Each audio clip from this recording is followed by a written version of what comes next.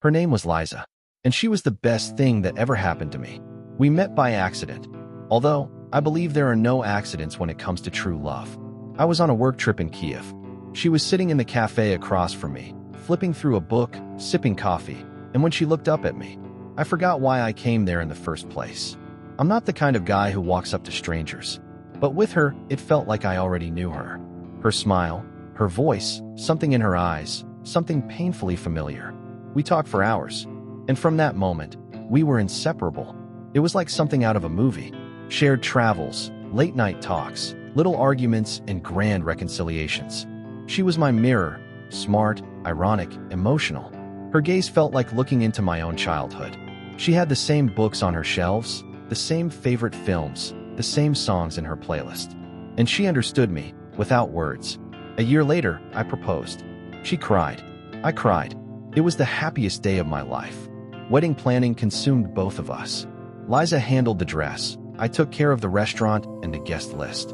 We lived together in my apartment, sometimes visiting her mother, Marina Ivanovna, in the suburbs. She was a strong-willed woman, but always kind to me. You're the first one she truly loved, she once told me when Liza stepped out of the room. I can see it. So take care of her, okay? I promised, and I believed I could. About a month before the wedding, I decided to invite my father. We hadn't spoken in 5 years. After divorcing my mom, he vanished from my life. Remarried, moved to Chernivtsi, rarely wrote. But I thought, this is a big day. Even if we're not close, I wanted him there. I found his number in old contacts and sent a short message. Hi, Dad. I'm getting married. If you can't, please come. I want you to be there. He replied almost immediately. Congratulations. I'm happy for you. Who is she? I sent a photo. Just a selfie, Liza and I smiling during a walk. A minute later, I got a message that changed everything. What's her name? I was confused. Her name was on all her social media. Liza. Full name. Yelizaveta Ivanovna Zaitseva. What? No reply for 5 minutes. Then 10. Finally, a phone call. Nazar, his voice was firm. Too firm. Listen to me carefully. We need to talk.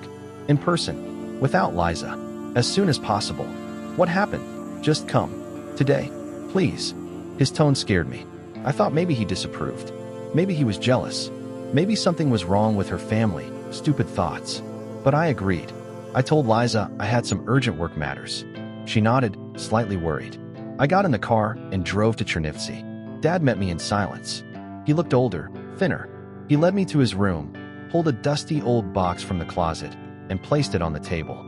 I didn't want you to find out like this, but better now than too late.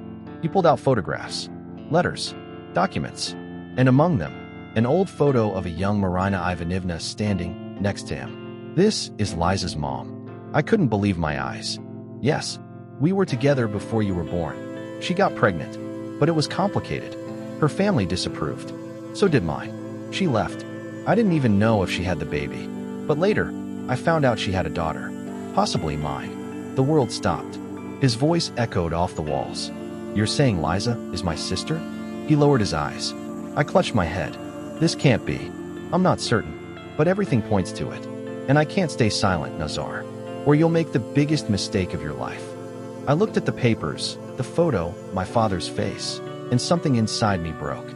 Everything, my life, my love, my future, became a sin in an instant. I don't remember how I got back. The road from Chernivtsi was a blur. Everything melted together. The forest, the asphalt, road signs, headlights of passing cars. One question kept ringing in my head. What if it's not true? My father himself said, possibly. He wasn't certain. All he had was an old photo and fragments of memory. What if he was wrong? What if he just wanted to ruin my happiness out of guilt? Or jealousy? I wanted to believe it was a mistake. That it couldn't possibly be that cruel.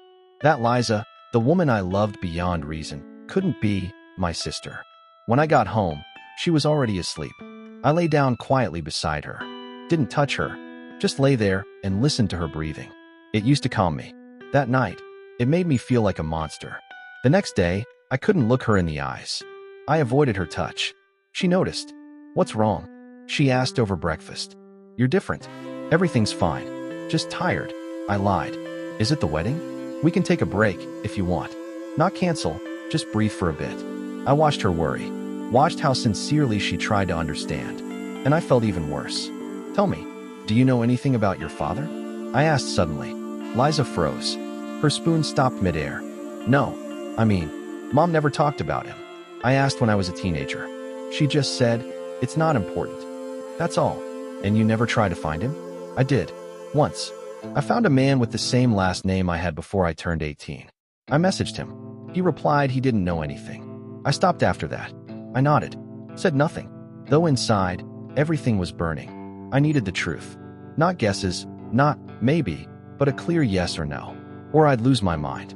The next day, I went to Marina Ivanivna. Without Liza. "Oh, Nazar, is something wrong?" She looked surprised. "Liza said you were busy. I need to talk to you. It's important. And serious." We sat in the kitchen. I fidgeted with the edge of my cup while she poured tea. "What's this all about?" I took a deep breath. "Who is Liza's father?" She froze. "That's none of your business." "It's directly my business, Ms. Marina. Liza and I are getting married, and I just found out there's a chance her father might be my father." Her face went pale as chalk. "You were together. I saw the photos. And the documents. I have the right to know. Is it true?" She was silent, then lowered her gaze. Her lips trembled. "I was pregnant with your father's child. But we had a fight. He left. I never told him about the baby. Everyone told me, forget it, move on. I married another man. But Liza isn't his daughter. So, Liza is my half-sister?" A tear rolled down her cheek. She didn't answer, but the silence was louder than any yes. I stood up. I felt sick. I wanted to rip that knowledge out of me, rip this world apart, this reality. I wanted to run. "Nazar," she whispered. "She's not guilty, and neither are you. You just weren't supposed to know." I left without saying goodbye. Liza called while I was in the car. "Honey, are you okay? Where are you?" "We'll talk tonight," I said. "You're scaring me, Nazar. I don't understand what's going on." "Me neither, Liza. Me neither." I turned off the phone. I didn't have the strength to hear her voice. She had been the light in my life. And now, she was the echo of something that should never have happened. In the evening, I sat in the kitchen in the dark. I didn't turn on the lights. I couldn't look at anything. Only the kettle was hissing, and even that I forgot to turn off. Liza came in quietly and sat across from me. She stayed silent for a long time. I could feel her eyes on me. "Nazar," she finally said. "What's going on?" I didn't know where to begin. Every word felt wrong. And the truth, like something forbidden. "I went to see your mom." She didn't reply. I found out who your father is." Something flickered in her eyes. A mix of fear and hope. She froze, as if holding her breath. "Who?" "My father," I whispered. Her face went pale. She suddenly seemed distant, though she was sitting right in front of me. Her gaze was empty. "No," she breathed. "This no?" I nodded. I didn't dare touch her. I had no right. But how? Why? She didn't say. She said she thought it would be better to stay silent. And us. All this time, I lowered my head. She covered her mouth with her hand and ran out of the kitchen. The bedroom door slammed shut, and I was left alone, with the same pain that had already become a part of me. I didn't follow her. I had nothing to say. The love we had built turned out to be forbidden fruit. And the worst part, it was real.